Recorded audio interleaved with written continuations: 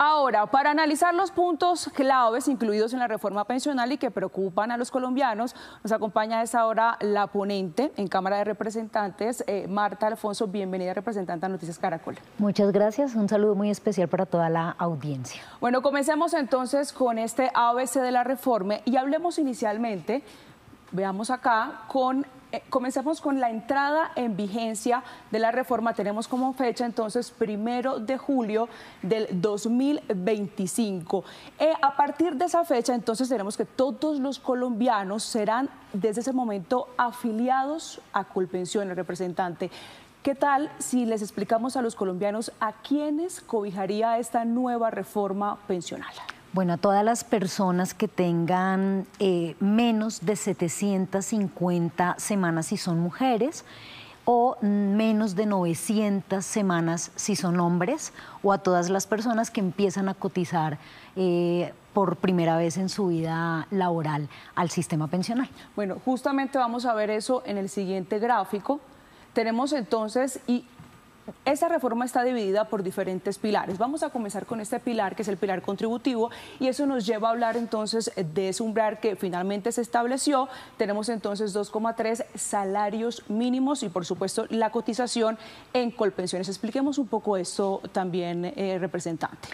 Bueno, entonces todas las personas que cotizamos al sistema, sí, que tengamos menos de 15 años, menos de 750 semanas si somos mujeres, 900 hombres, sí, empieza a guardarse este recurso en Colpensiones, Fondo Común de Vejez, un fondo que se llama así, y todo lo que supera esa cantidad se ahorra en una cuenta individual en un fondo privado que tú puedes escoger. Si ya estás en un fondo privado, podrás seguir en ese o cambiarte, y eso sí, 2.3 de tu salario viene a Colpensiones. Es decir, ahí eso es lo que usted está explicando, está en este gráfico. Tenemos entonces que quienes ganen más de 2,3 salarios mínimos irán también a fondo privado. Ese restante, fondos como Porvenir, Colfondos, Protección y Escandia. Esos son entonces hasta el momento la explicación de cómo se da ese pilar contributivo. Importante decir que entonces, hasta 2.3, la pensión tuya, el ahorro que tú haces para tu pensión, va a estar protegido y subsidiado por Colpensiones, y de ahí en adelante esa platica entonces se ahorra en una cuenta individual que viene a complementar tu pensión el día que te pensionaste. Eso es, digamos, el sistema complementario. Ahora, ¿qué pasará con todo ese dinero que la gente ya en este momento tiene ahorrado, por ejemplo, en un fondo privado? ¿Pasará con pensiones? ¿Qué pasará con esa diferencia, representante? Muy buena tu pregunta, porque se ha dicho que la reforma va a expropiar los ahorros de los colombianos, y eso es absolutamente falso. Lo que va a suceder es que cuando tú cumplas ya el requisito de pensión, los requisitos de pensión, en 5, 10, 15 años, ese recurso empieza a venir paulatinamente, progresivamente a Colpensiones. Es decir, 405 billones de pesos que hoy tienen ahorrados los colombianos en los fondos privados se quedan allá hasta que cumplas los requisitos de pensión, y vas a empezar a venir aquí a Colpensiones de a poquito, ¿cierto? Eso no es que el 25 de julio entonces llegan 25 millones de afiliados, no, sino que esa plata queda allá guardada con el fondo privado hasta que tú cumplas requisitos. ¿Y pasa lo mismo con quienes tienen el dinero en Colpensiones, por ejemplo, representante? Claro, se mantiene allí. El régimen de transición, es decir, personas que tengan más de 750 semanas mujeres y más de 900 semanas hombres, quedan como en una especie de conjunto, guardaditas sus recursos y todo, porque se cobijan con la Ley 100. Es decir, personas que tengan más de 15 años aproximadamente cotizados en Colpensiones, sí, queda allí, o en fondo privado, queda allí con el antiguo régimen, es decir, con la Ley 100. Eso ya lo vamos a ver en el siguiente gráfico para que quede un poco más claro también para nuestros televidentes, precisamente, que se están preguntando, bueno, pero entonces ahora, ¿cuántas semanas voy a necesitar? ¿Cuál es mi edad? ¿Qué fue lo que cambió? ¿Qué es lo que se mantiene? Un poco lo explicamos aquí en efecto. tenemos entonces los hombres con menos de 900 semanas les aplica la reforma aprobada. Aquellos que tienen más de 900 semanas siguen todavía con el régimen actual, el que está aplicando en este momento. Me voy a adelantar y ya volvemos para hablar de las edades. En el caso de las mujeres tenemos lo que usted también nos adelantaba, menos de 750 semanas se les aplica la reforma aprobada, nuevo sistema, y más de 750 semanas el régimen actual. ¿Podemos volver a explicar eso un poco mejor? Entonces, las personas, las mujeres que tienen más de 750 semanas, que son aproximadamente como 15 años en tiempo, o los hombres que tienen más de 900 semanas, que son tal vez 17 años, 18 años, esas personas quedan reservadas en un conjuntico que se llama régimen de transición y que sus recursos, todo queda allí reservado para pensionarse con el antiguo régimen, o sea, la ley 100, que es lo que hoy tenemos en Colombia. Y las personas que tenemos o tienen mujeres, menos de 700 semanas, menos de 15 años, menos de 17 años hombres cotizados, menos de 900 semanas cotizadas hombres, quedan bajo la nueva reforma pensional, el nuevo sistema, y por tanto les aplican todos los mecanismos que son múltiples. Sistema actuarial de equivalencias, que significa coger todo lo que hayas cotizado durante toda tu vida en cualquier fondo de ahorro individual, colpensiones, ahorro voluntario, todo eso se te suma para lograr que cada vez sea más fácil alcanzar las semanas. Eso es el sistema actuarial. Le aplicaría, por ejemplo, la pensión anticipada o la prestación anticipada, y es que cumpliste la edad de requisito para pensionarte, tienes 1000 semanas y ya no quieres trabajar más, ya estás agotado, entonces pides que te anticipen tu pensión y se te seguirá descontando de esa mesada pensional la cotización hasta que llegues a 1.300. Mire, sobre esos requisitos para pensionarse, eso se mantiene, es decir, hablamos para el caso de los hombres, 62 años y 1.300 semanas, y en el caso de las mujeres tenemos entonces 57 años de edad y 1.000 semanas, ¿cierto? Eso no cambia. Sí, es muy importante decirte, las mujeres en el régimen de prima media y los hombres todos cotizan 1.150 semanas en el régimen de en el régimen de ahorro individual, perdón, y en el régimen de prima media todos cotizamos 1.300. 1.300 colpensiones, el resto de fondos 1.150 semanas. Esto de las mujeres, para llegar a 1000 semanas, va a ser progresivo. O sea, no aplica de entrada las 1000 semanas a partir del 1 de julio de 2025, sino que hay un artículo de la reforma que propone que esto sea gradual hasta 2036, se empiezan a descontar en 2025, 25 semanas, el 2026 otras 25, hasta 2036 para llegar a 1000. Es decir, las mujeres podrán pensionarse a partir de 1000 semanas solo hasta después de 2036. Mire, vamos a pasar rápidamente al semicontributivo, pero quería antes, qué pena preguntarle sobre este punto en específico, el de las mujeres. 50 semanas se reduce por hijo hasta 3 hijos.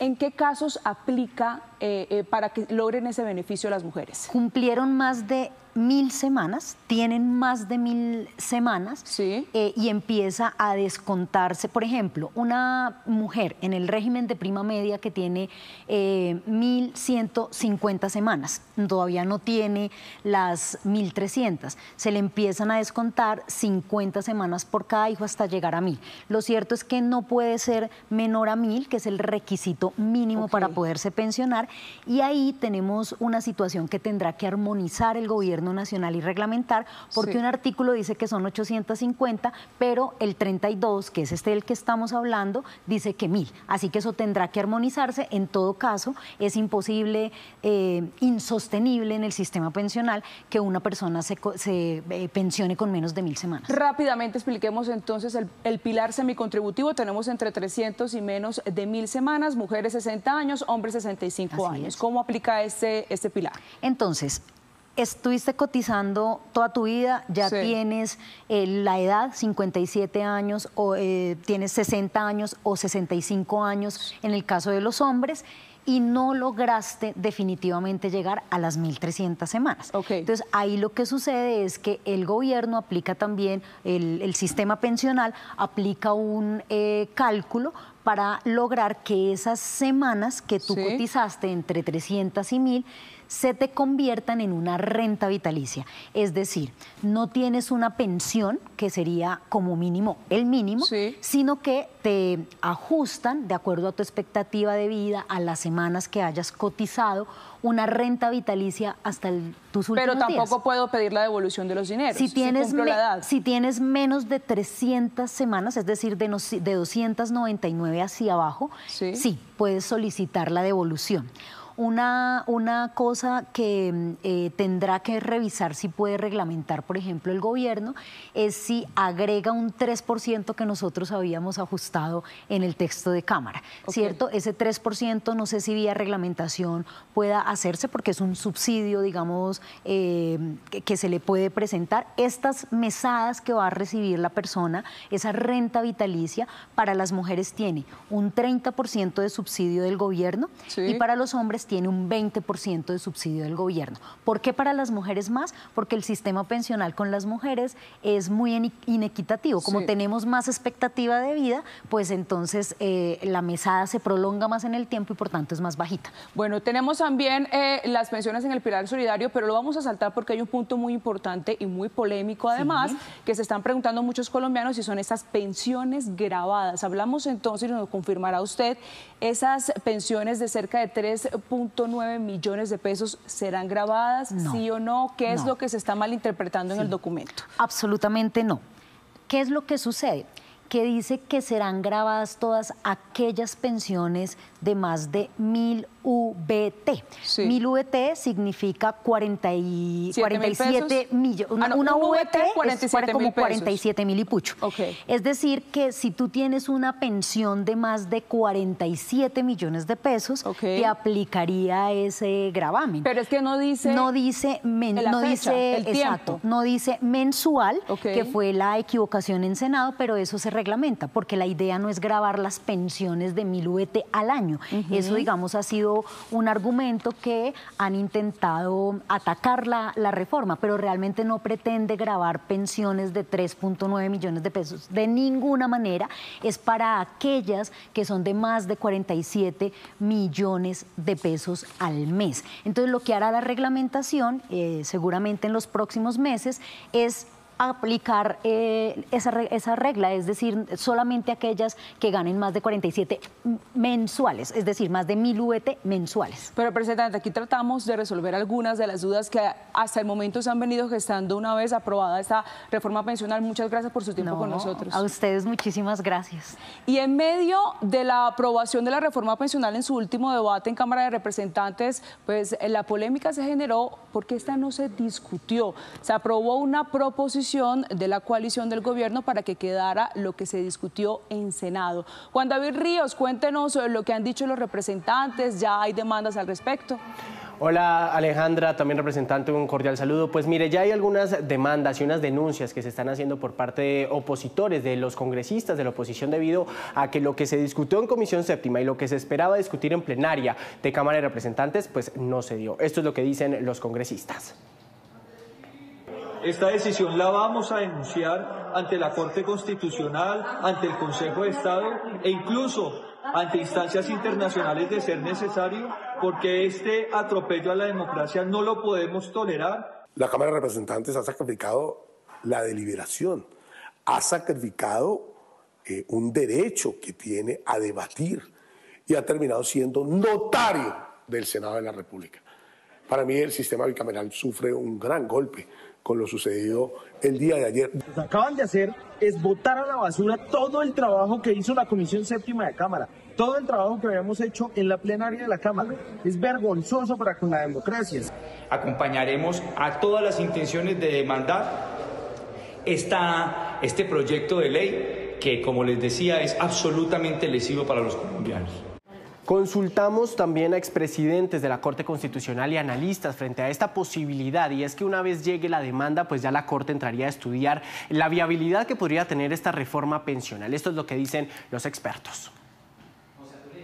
La verdad sí se está quebrantando en forma muy grave la estructura misma de nuestro Estado de Derecho cuando una de las cámaras que integran el Congreso se viene a plegar en forma tan sumisa, tan vulgar, perdonen la expresión, a lo que diga la otra.